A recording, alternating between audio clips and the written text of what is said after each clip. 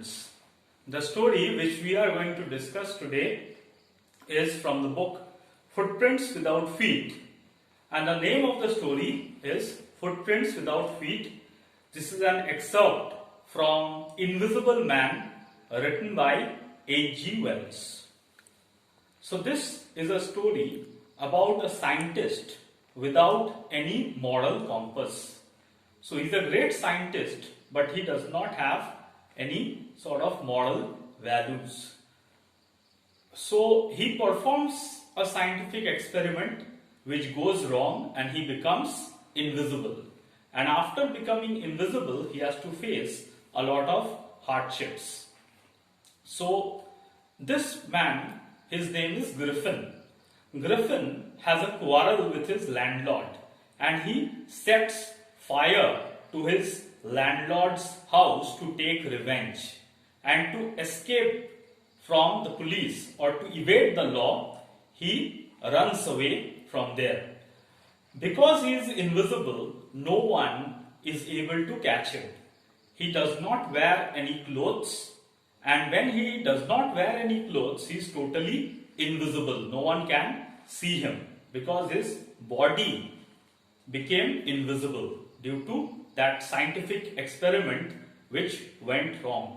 Through that scientific experiment, he managed to make himself invisible, and now he could not get his body back. He could not change back to normal. So he was roaming through the streets of London and it was bitterly cold. It was quite cold. Two boys saw muddy footprints.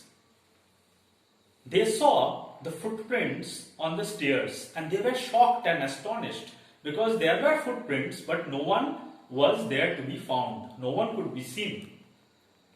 The boys followed the muddy pair of footprints, but after some time it disappeared. Naturally, Griffin had stepped on some mud, and after some time the mud was removed from his feet, and so the footprints were no longer visible.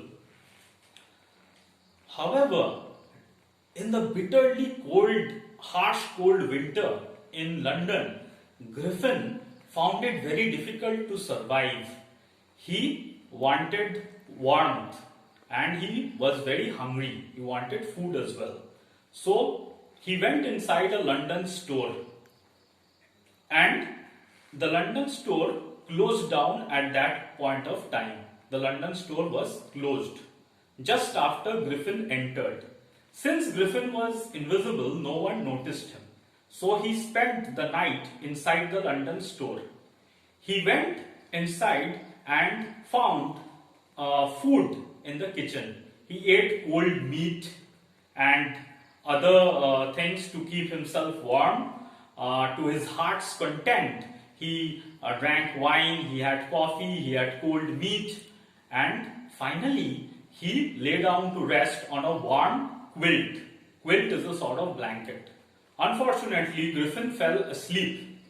So the next morning, two boys who came to open the shop, two shop assistants, were shocked and surprised to see Griffin wearing clothes, but his head was not to be seen. So a headless man was lying over there. They were naturally alarmed and shocked. They started chasing him. So Griffin had to run away once more. He discarded his clothes, he removed his clothes and once more became invisible. Next he went to a theatre shop in Drury Lane. Drury Lane is a fashionable part of London where most of the theatres are located. So he went over there and he attacked the manager of the theatre shop and he stole some costumes and disguises from there. He stole a false nose, some bandages, a whisker means a moustache, and a hat. And he went to a village called Epping. When he reached that village of Epping, he went to stay at an inn. Right? The innkeeper was a lady called Mrs. Hall. Mrs. Hall found Griffin to be quite eccentric quite strange. She thought he might have met with a terrible accident, and therefore he always kept his face covered with white bandages. So, after a while, when Mrs. Hall asked Griffin for some money, he said that he did not have any money at that point of time. Initially, he had paid her the rent, but after a while, he did not have money to give to her. After a few days, Griffin, in an invisible state, he stealthily crept inside a clergyman's house and stole money from the clergyman's house. He robbed money from the clergyman's house. After a while, Mr. and Mrs. Hall found that Griffin's room was open, the door was open, and they went inside the room. At this point of time, a chair floated up in the air. Griffin, who was now completely invisible, attacked Mr. and Mrs. Hall with pieces of furniture. And of course, they were quite scared. They thought it was ghost. It was a ghost. It was some sort of supernatural being. So they were quite scared. They thought that Griffin might also be a witch doctor. The police were called. Mr. Jaffers, the constable, tries to arrest Griffin. But again, Griffin takes advantage of being invisible. He removes his clothes, he disappears. Not only that, he is able to beat up the policeman. So that is the end of the story. Of course, the entire story is quite long. If possible, you should watch the movie Invisible Man and also read the book by H.G. Wells called Invisible Man. Now we'll do a quick recap of this story through a PowerPoint presentation which I have prepared for you. Footprints Without Feet is part of the novel The Invisible Man written by H.G. Wells. As I told you already, it is the story of a scientist without a moral compass.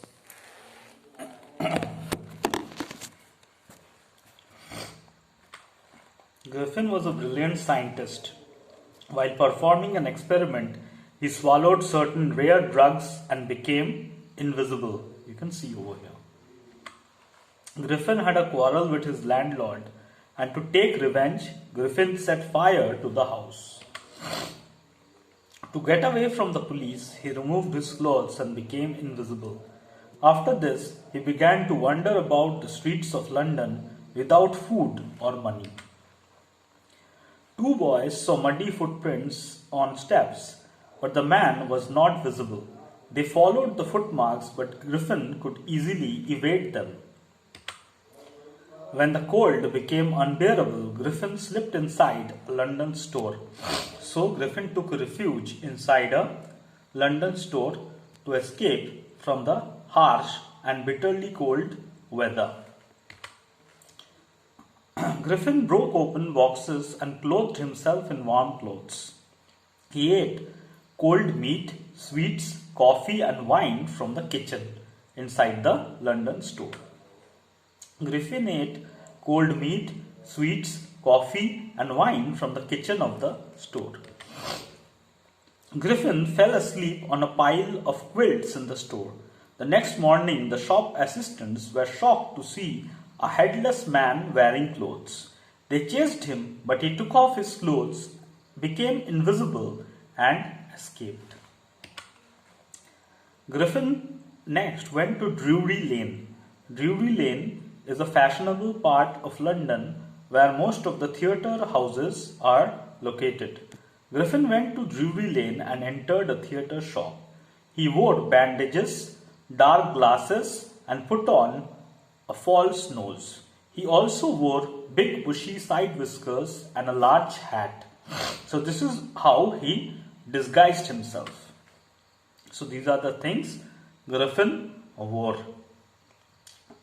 He wore bandages, he wore these dark glasses, a hat, a false nose, and put on these side whiskers. and the final result you can see at the side. That's how Griffin looked. Griffin attacked the shopkeeper of the theatre shop from behind and robbed the shop. He looted money from the shop. As well. Griffin went to the village of Epping. He stayed at an inn over there. Mr. Hall and Mrs. Hall were the landlord and the landlady at the inn. Mrs. Hall tried to speak to Griffin in a friendly manner. However, Griffin rudely asked to be left alone. Griffin said that he had met with an accident. He added that he wanted to be left alone in a state of solitude so that he could work. Mrs. Hall thought that Griffin was an eccentric scientist. He was a mad scientist. She was satisfied because Griffin had paid the rent in advance.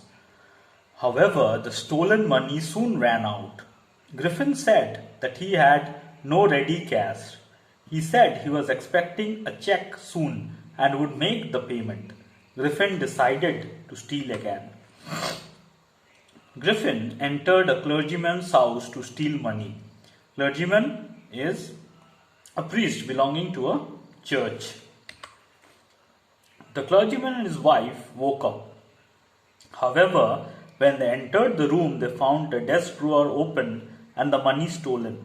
They could not see the thief anywhere. Of course, they could not see Griffin anywhere because he was invisible.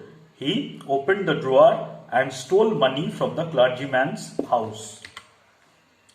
On finding Griffin's door open, Mr. and Mrs. Hall entered his room. They were curious to know his secret. Griffin returned in invisible form and attacked them. Mrs. Hall was horrified to see the bedroom chair float up and attack her. So Griffin picked up a chair and attacked Mrs. Hall.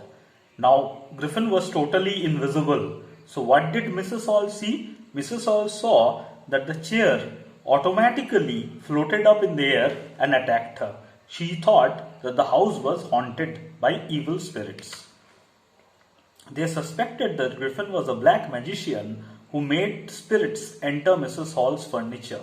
They also suspected that Griffin had a hand in the robbery at the clergyman's house. When charged with the allegations of theft and witchcraft, Griffin removed his bandage and slowly his clothes.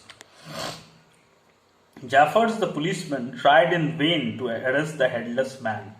Griffin slowly shed his clothes and disappeared. Jaffers was beaten up by an invisible man and knocked unconscious. Thus, Griffin escaped. Of course, the police were not able to catch Griffin because he made himself invisible and beat up the policeman. So this is the invisible man. Thank you. With that, we come to the end of this presentation.